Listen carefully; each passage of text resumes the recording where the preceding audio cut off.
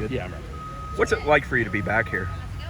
Well, you know, we came on a golf cart from the other end zone, opposite of where the players come out, and we're riding in through the tunnel out into the stadium, and I can't tell you how many memories started to sprout. Well, and I'm sitting there in the golf cart with E.J. Manuel, so he's got his memories from his day. I got my memories from my day, and it was pretty cool just getting a chance to come out there and see it without all the people in it. What's the last time you were here for it? For a game, I can't remember. I guess when I was at Miami, and I don't know if that's the one I think we did win that one in the last second in the back of the end zone. We caught a touchdown that got reviewed, and by the grace of God at the time, it was a touchdown. But that was the last time I was in here. But you know, in that game, Florida State had scored late, and the fans were just going nuts. When I went back to watch the TV copy, brought back the memories of what the fan base can do too. So it's always mixed emotions when you play against the team you lived at and you started your career. 15 years at Florida State, a lot of history. Did you start here in like 1985, 86? Well, I think it was 85. You know, 86, unfortunately, was the year that Pablo Lopez was shot and killed. And but it did give Coach Bowden an opportunity to present the gospel to the team, and I actually prayed to receive Christ that very next day. So that was by far the most meaningful thing that ever happened to me here. I assume every time you come back, you remember that meeting and that speech. Oh yeah, there's no doubt. And I do speak quite a bit, and I love to give my testimony of that story. Obviously not the fact that Pablo was shot and killed, but the good that came from it. And I changed my life not only on this earth, but for all of eternity. So it's a big blessing to me. When you were here in 85, did you think it was a sleeping giant? Right? I mean, they were good. They were 8 wins, 9 wins. Did Right. you think what was about to happen was going to happen?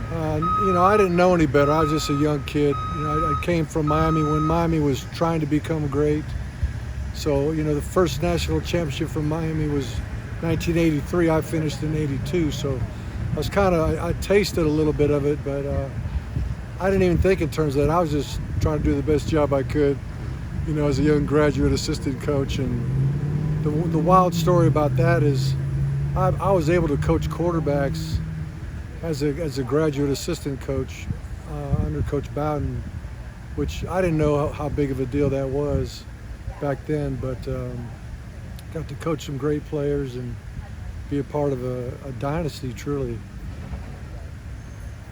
What has stood out to you about what Coach Norvell has done here over the last 3 years, and especially with this season, how it's trending? Well, you know, what he inherited was not locked and loaded and ready to go. There's some things that he had to get done, and a lot of times the pain comes before the glory. And so there's been some painful times for sure, but it's to be expected. Rarely do you get a job where the program's humming 100% and there's nothing to do but keep steering. So there was some heavy lifting that had to get done, and I think he's done it well. I think the players know he's a genuine human being, and I think they trust him. And if they didn't have that trust, the success they're having now wouldn't be happening. How big is it for this conference for Florida State to play like this? Well, I mean, let's face it. When the ACC added Florida State and Miami, they expected Florida State and Miami of the 90s or the 80s or whatever. I guess it was more the 90s. Kind of expecting Clemson, Miami, Florida State, you know, 3 national contenders every year. So I think it's not only big for the league for Miami and Florida State to get back, but I think for the college football nation, I think people are kind of getting tired of the Big Four, so to speak, or the Big Five.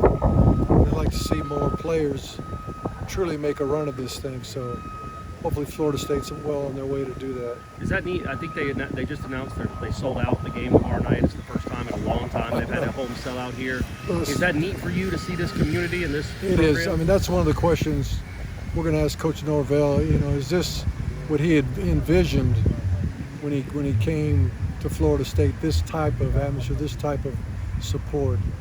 And the Florida State fans are awesome, but let's face it, all fans are better when you're winning and you're playing the kind of football everybody can be proud of, and that's what they're doing here now. Y'all set inside the stadium tomorrow? You get to be set up in there? Where's our set? Is it inside the stadium? Yes. Yeah, we'll be inside. I guess how excited are you to gonna be a part of that? It's going to be wild. It's going to be wild, and there'll be times we're on the air that we won't be able to hear a thing because we'll be covering other games at halftime or something of another game, and the fans will be going crazy, or the band will be doing their thing. So in studio, it's a lot easier to do your job, but it's not as much fun as when you get to come on campus.